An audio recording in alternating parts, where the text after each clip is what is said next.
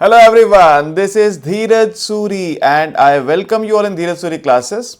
So today in this class, I'm continuing my discussion of the question paper of Intermediate Microeconomics to BA Economics Honors Semester 4 the University question paper of 2025. We are done with the first question from this paper. So today I am going to discuss with you question number 2. Let us see what the question is asking from us. Well, question 2 has two parts, 2A and 2B. Yeah, it has two parts, 2A and 2B. Okay, let's first read the question 2A. It says a monopolist serves two consumers whose demand functions are Q1 is 12 minus P1 and Q2 is 12 minus 2P2. The monopolist's average cost, marginal cost is 2. What is the OI tariff in this case? What is the optimal two-part tariff and how much more profit does the monopolist earn now compared to when he charges the OI tariff? See, actually, the first question which I did about this topic, two-part tariff, I think it had the same numbers. और मैंने वहाँ पे आपको 4 cases बना के दिखाए थे. First case बनाया था when we are taking to OI tariff, यानी यूसेज फ़ी जो है वो सेम है, मार्जिनल कॉस्ट के इक्वल है, और जो एंट्री फ़ी है वो भी सेम है, वो लीस्ट ईगर बायर को हम लोग लेते हैं. Second case, usage fee same, entry fees different. Third case, usage fee different, entry fee same. Fourth case दोनों different. पहले फर्स्ट केस की बात करते हैं, OI tariff. Two part tariff हम बनाते क्या हैं? हम बनाते हैं टू पार्ट टैरिफ इस तरह से that tariff is a function of Q such that it is sum of A plus P into Q. A is the entry fee, P is the usage fee. आप किसी जैसे amusement park में जाते हैं तो पहले एक एंट्री टिकट लेते हैं, फिर अंदर जो राइड्स हैं उन सब के लिए अलग टिकट लेते हैं. तो एंट्री टिकट जो आपने ली है वो A है और जो राइड्स के लिए आप पे करेंगे वो P है. ठीक है. OI टैरिफ में हम क्या करते हैं? OI टैरिफ में करते ही हैं कि जो हमारा यूसेज फी है P, we consider that this usage fee P is basically equal to the marginal cost. इसको हम MC के इक्वल मान लेते हैं. ये क्या हो रहा है बार बार, इसको पता नहीं. एनीवेज ठीक है, हम मान लेते हैं कि MC के इक्वल है. राइट. तो इसी बेसिस पे हम अपना काम शुरू करते हैं. पहले फर्स्ट पार्ट सॉल्व करेंगे, फिर सेकेंड पार्ट पे आएंगे. Q1 है 12 minus P1, Q2 है 12 minus 2P2. Okay, let's start. Let us begin. Okay ji. Second question, A part. Q1 is 12 minus P1 and Q2 is 12 minus 2P2. These are the demand functions.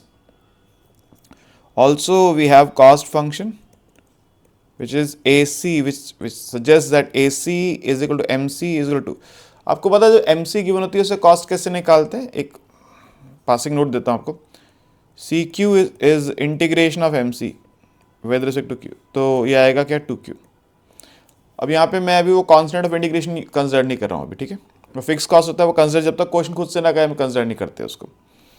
तो यानी अगर मेरे पास MC 2 है तो cost function होगा 2 into Q. ये बात याद रखिएगा. राइट. अच्छा, अब फर्स्ट पार्ट में वो बोल रहा है आपको. अच्छा, इससे एक चीज़ और भी पहले, इससे पहले आपको लिखना two part tariff. Two part tariff is TQ is equal to A plus P into Q, where A is entry fees and P is usage fee. Right. Q is a quantity, Q तो quantity है ना. First part में बोल रहे हैं वो आपको OI tariff. अब आप यहाँ लिखेंगे under OI tariff we assume that या we consider that the usage fee P is equal to marginal cost. ये लिखना है आपको. Under OI tariff we consider that the usage fee P is equal to the marginal cost for both the buyers. सबके लिए यही होगा, यानी P is equal to 2. और जो लीस्ट ईगर बायर होगा उसका कंज्यूमर सरप्लस हम लेते हैं क्या? Entry fee. तो दोनों का लेते हैं. फॉर बायर 1 क्या है इसका demand function? Q1 is 12 minus P1. ठीक है. मुझे इसका CS निकालना है इसका कंज्यूमर सरप्लस. तो अभी तो मैंने 2 ले लिया है. क्या प्राइस 2 ले लिया है? 2, 4, 6, 8, 10, 12। अब यहाँ पे if I consider P as 2, quantity क्या आएगी? 12 माइनस 2, 10। 2, 4, 6, 8, 10, तो ये आएगी क्वांटिटी। ये बनेगा इसका डिमांड फंक्शन, और ये जो मैं नाम देता हूँ ए बी सी बनेगा इसका कंज्यूमर सरप्लस। तो CS1 is area triangle ABC, यानी half into base is quantity which is 10 into height is 12 और 2 का गैप, ये भी 10 है। हाफ इंटू 10 इंटू 10, 100/2 यानी 50 स्क्वायर यूनिट्स। तो consumer surplus of user 1 is 50 square units, और फॉर बायर 2 या यूजर 2 जो भी आप कहना चाहें,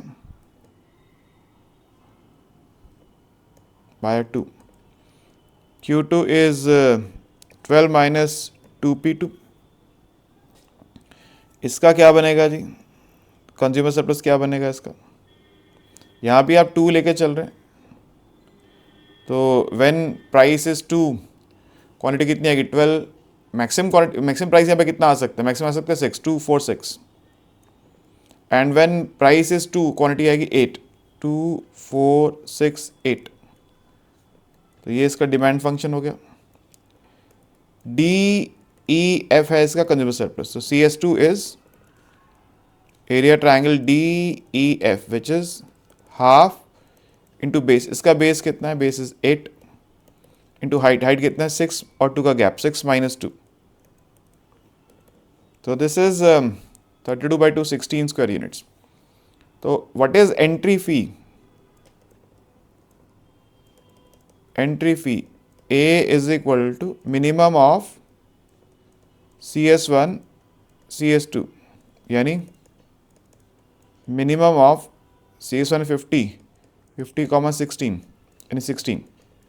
तो 2 पर टैरिफ क्या हो गया? Therefore OI टैरिफ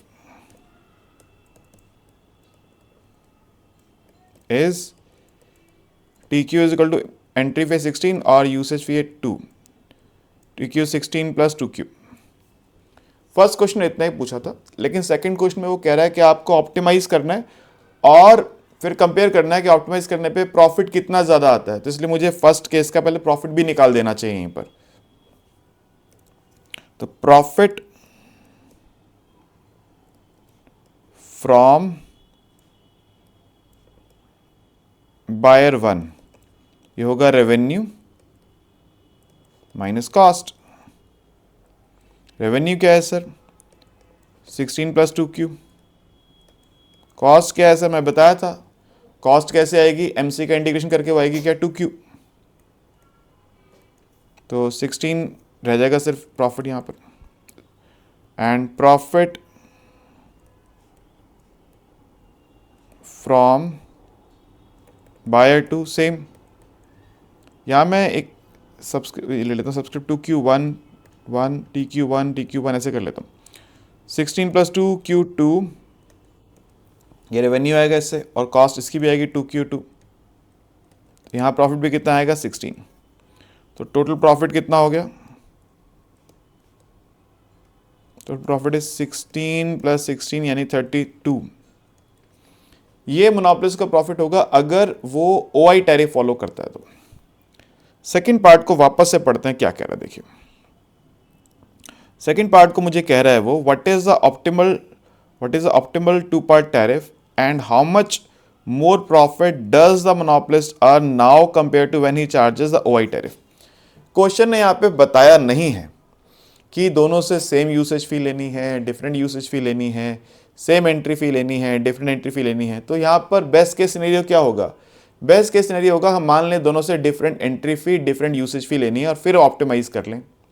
और फिर ऑप्टिमाइज करने पे अगर सेम पे ऑप्टिमाइज होता होगा, अपने आप आंसर सेम वाला ही आ जाएगा। एक बात।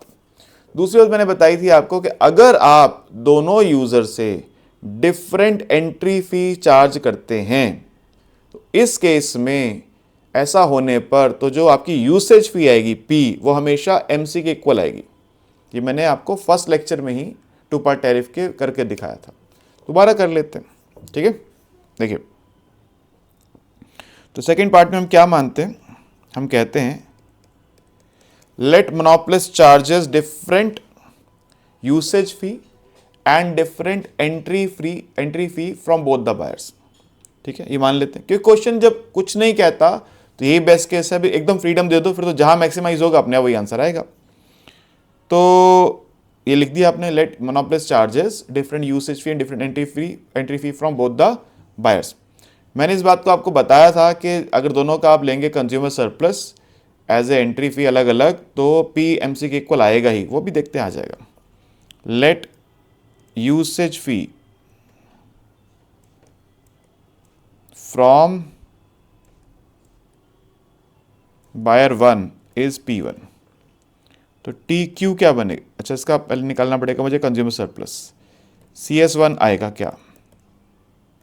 देखो भाई, सिंपल सी बात है, यहाँ क्वांटिटी है, यहाँ प्राइस है, मैक्सिमम प्राइस 12 होता है, डिमांड है, ये P2 के इक्वल है, मैंने अभी P को माना है P1, तो क्वांटिटी आएगी कितनी? Q1। तो ये एरिया जो होगा ABC होगा consumer surplus, area triangle ABC, ये होगा हाफ इंटू बेस। बेस अब यहाँ पे क्या है? Q1 है, बेस के यहाँ पे Q1, क्योंकि एक्चुअली मैंने P1 की वैल्यू नहीं ली है, तो इसलिए P और Q के टर्म्स में मेरा रहेगा सब कुछ। Q1 इज बेस, और हाइट क्या है? हाइट है, मैक्सिमम हाइट 12 जाती है, 12 माइनस P1, और यूजर 1 का क्या था? Q1 12 माइनस P1 ही था, so this is half of 12 minus P1 का स्क्वायर। तो यानी टी क्यू क्या होगा यहाँ पे? TQ1 ये होगा हाफ 12 माइनस P1 का square plus P1 into Q1। Q1 is अभी Q1 को Q1 छोड़ता हूँ, बाद में डाल दूंगा, चलो। और मेरे पास कॉस्ट क्या आएगी? 2Q1। तो प्रॉफिट क्या आएगा फर्स्ट यूजर से? हाफ 12 माइनस P1 का square plus P1 Q1 minus 2Q1। 2Q1 common ले सकता हूँ, यहाँ से Q1 कॉमन ले सकता हूँ। 12 माइनस P1 का square plus P1 minus 2 into Q1। Q1 is 12 minus P1। अब इसको हम कर लेते हैं ऑप्टिमाइज, तो del pi 1 by del P1 half into 2 into 12 minus P1 into minus 1, यही होगा, प्लस इसमें लगेगा product rule P1 minus 2 as it is 12 minus P1 का minus 1 plus 12 minus P1 as it is P1 minus 2 का 1। तो ये half से 2 cancel, ये आ गया P1 minus 12 minus P1 plus 2 plus 12 minus P1। तो P1 से P1 कैंसिल, 12 से 12 कैंसिल, रह गया क्या? 2 माइनस P1। इसको पुट करते हैं 0, तो आ जाएगा क्या? P1 is equal to 2। देख लिया आपने, जब आप यूसेज फी अलग के लिए फ्लेक्सिबल होते हैं तो प्राइस जो है वो 2 के इक्वल यानी MC के इक्वल आ जाएगा। तो P1 2 आ गया, तो जब P1 2 होगा यहाँ पे, तो Q1 क्या होगा? Q1 होगा आपका 12 माइनस P1 यानी कि 12 माइनस 2 यानी कि 10। तो यहाँ पे अब आपका TQ क्या होगा? इसके लिए पहले आपको CS1 चाहिए। CS1 क्या आया था? CS1 आया था हाफ इंटू 12 माइनस P1 का स्क्वायर, हाफ 12 माइनस 2 का स्क्वायर, 10 का स्क्वायर 100 बाई 250। तो TQ1 क्या आएगा? 50 प्लस 2Q1, और प्रॉफिट क्या आएगा? 50 प्लस 2Q1 माइनस कॉस 2Q1, ये कैंसिल, प्रॉफिट आएगा 50 फर्स्ट बायर से। आप खुद देख लीजिए, वहाँ पे टोटल प्रॉफिट OI में कितना आ रहा था? टोटल आ रहा था 32, यहाँ पे फर्स्ट से ही 50 आ गया है, अभी सेकंड से भी कमाना है। Now let price charge from buyer 2 is P2। तो यहाँ पे 2 पर टैरिफ क्या बनेगा उसका? इसके लिए पहले निकालते हैं इसका कंज्यूमर सरप्लस, ये 2 है, हमने P2 माना है, 6 तक मैक्सिमम जाता है, ये क्वांटिटी आएगी ये Q2, तो CS2 होगा DEF का area, area triangle DEF half into base is Q2, height is 6 minus P2, और यहाँ पे Q2 क्या है 12 minus 2P2 into 6 minus P2। 12 minus 2P2 में से आई कैन टेक 2 कॉमन, वो 12 के कैंसिल हो जाएगा, रह जाएगा 6 minus P2, 6 minus P2 into 6 minus P2 मतलब 6 माइनस P2 का स्क्वायर। तो यहाँ पे इसका देखिए क्या बनेगा प्रॉफिट, एंट्री फीस है 6 माइनस P2 का स्क्वायर प्लस यूसेज फी है P2 इंटू Q2, कॉस्ट है 2Q2, यानी ये हो गया 6 माइनस P2 का square plus P2 minus 2 into Q2, Q2 क्या है 12 माइनस 2P2। ठीक है जी, इसका भी करते हैं derivative, del pi 2 by del P2 twice of 6 minus P2 into minus 1 plus P2 minus 2 into इसका minus 2 plus 12 minus 2 P2 into 1, so this is minus 12 plus 2P2 minus 2P2 plus 4 plus 12 minus 2P2, तो 12 minus 2P2 से 12 से 12, 2P2 से 2P2 cancel, I'm left with 4 minus 2P2, when you put this 0 we get P2 is equal to 2। यहाँ भी price जो है वो किसके इक्वल आ गया 2 के इक्वल, तो प्रॉफिट कितना आ गया जी इसका, चाहे यहीं डाल दो, प्रॉफिट है 6 माइनस P2 का square plus P2 minus 2 into 12 minus 2P2, तो इट इज 6 माइनस 2 का square plus 2 minus 2 into 12 minus 4। अब क्योंकि ये ज़ीरो हो गई टर्म, तो zero into anything is zero, 6 minus 2 का 4 का स्क्वायर 16, तो पाई 2 हो गया 16। टोटल प्रॉफिट कितना आ गया फर्म को, यहाँ पे टोटल प्रॉफिट आ गया यहाँ पे हमारे पास कितना 50 प्लस 16 यानी कि 66। तो अब यहाँ पे 2 पार्ट टैरिफ क्या बन रहा है, for buyer 1 P1 is 2 and entry fee A1 is 50।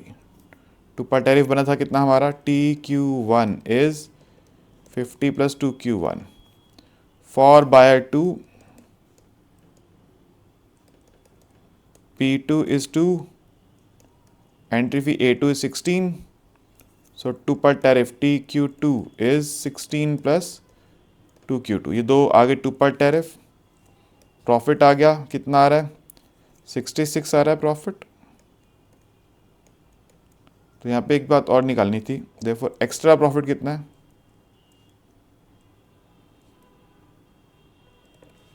$66 minus 32 कितना 434।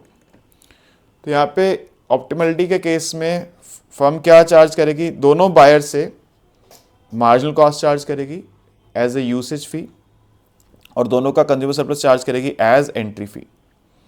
ठीक है, और ऐसा होने पे फर्म प्रॉफिट कितना कमाएगी 66, जो कि OI टैरिफ के मुकाबले 34 यूनिट ज़्यादा है। ये लास्ट में कंक्लूजन लिख दूंगा। दस for optimality the firm will charge marginal cost as usage fee from both the buyers and their respective consumer surpluses as entry fee, right? So with this the firm will earn a profit of 66 units, which is 34 units more than the profit from OI tariff। ठीक है, तो ये हमने इस तरह से इस पूरे कथा का उत्तर दे दिया। We have answered this entire story, पूरा आंसर दे दिया।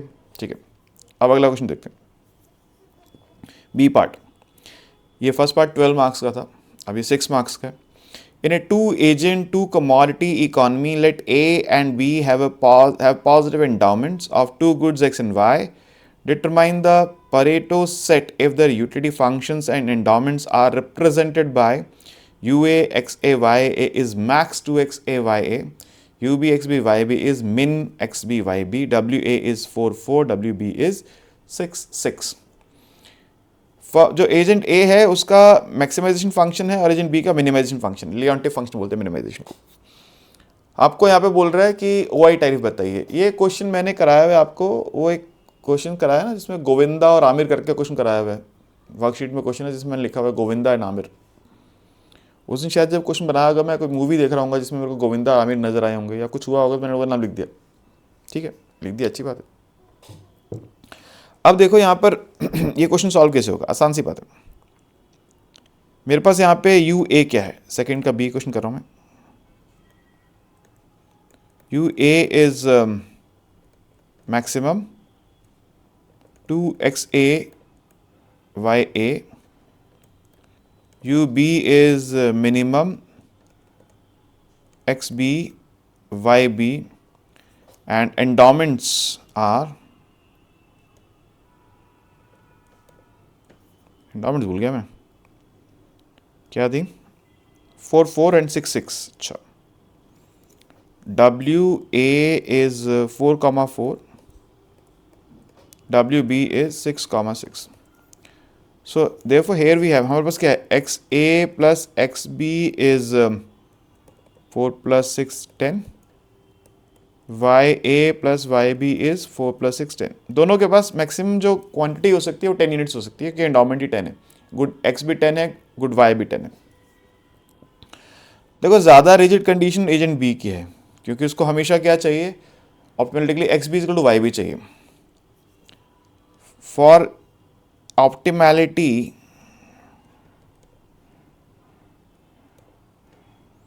of agent B, we must have XB is equal to YB. So we say let XB is equal to YB is equal to T. Optimality के लिए होना चाहिए, और इसकी utility क्या आएगी, U ऑफ B आएगा क्या, minimum of T comma T which is T। अब एक्स ए क्या होगा, देखिए एक्स ए है 10 माइनस एक्स बी, क्योंकि X A plus X B 10 है, तो यानी it is 10 minus T. X B क्या, सॉरी वाई ए क्या होगा, वाई ए होगा 10 माइनस वाई बी भी टी आ रहा है, तो 10 माइनस टी होगा ये भी। अब इसका फंक्शन क्या बनेगा ए का, U A is maximum of 2xa ya means maximum of twice of 10 minus T comma 10 minus T. Clearly बता दो कौन बड़ा होगा इनमें से। और यहाँ पे देखो ये टी जो है, T is a positive quantity, T negative नहीं हो सकता है यहाँ पे टी नेगेटिव नहीं हो सकता, क्योंकि एक्स बी और वाई भी नेगेटिव नहीं हो सकते, T is greater than equal to 0। और मैक्सिमम 10 हो सकता है, 10 से ज़्यादा कंज्यूम नहीं कर सकते, ऑप्टिमैलिटी उतनी हमारे अवेलेबल उतनी, टी तो T is greater than equal to 0 less than equal to 10। ठीक है, तो अब क्योंकि टी 0 से 10 के बीच में है, तो ट्वाइस ऑफ 10 माइनस टी बड़ा होगा 10 माइनस टी से, ट्वाइस हमेशा बड़ा होगा 10 माइनस टी। अब जो भी नंबर टी कुछ भी ले लें 0 से 10 में, 10 माइनस टी जो आएगा ट्वाइस ऑफ 10 माइनस टी उससे बड़ा ही आएगा, क्योंकि दोनों वैल्यूज पॉजिटिव हैं। तो this is always twice of 10 minus T. अब देखिए जरा बात ध्यान से, now what happens if we increase the value of T, अगर टी बढ़ाते हैं तो क्या होगा, the utility of agent B increases but utility of agent A falls. अगर टी को बढ़ाएंगे तो एजेंट बी की यूटिलिटी बढ़ेगी और ए की फॉल करेगी, और अगर टी को घटाएंगे तो बी की यूटिलिटी फॉल करेगी और ए की राइज करेगी। ये लिखना पड़ेगा। Now here if we increase the value of T, the utility of agent B would increase, whereas the utility of agent A would fall. And if we decrease the value of T, then the utility of agent B would fall and utility of agent A would rise. So clearly, no one can be made better off without making anyone else worse off. तो किसी को better off करने के लिए किसी को worse off करना पड़ेगा। So Pareto optimality is, क्या है Pareto optimality? Pareto optimality is the 45 degree line, 45 degree line from OA to OB। क्योंकि जब आप, एक तो आपको हमेशा ये है ना, एक्स ए और वाई ए भी इक्वल आ रहे हैं और एक्स ए और वाई ए भी इक्वल आ रहे हैं और एक्स बी और वाई बी भी इक्वल आ रहे हैं, इसलिए हमेशा 40-40 लाइन पे रहेंगे। और यहाँ पर जो एजुअल बॉक्स है वो स्क्वायर बन रहा है 10-10, इसकी विड्थ भी 10 है, हाइट भी 10 है, तो इसलिए हमारे पास जो आ रहा है यहाँ पे X A Y B equal आना चाहिए और एक्स बी वाई बी भी इक्वल आना चाहिए।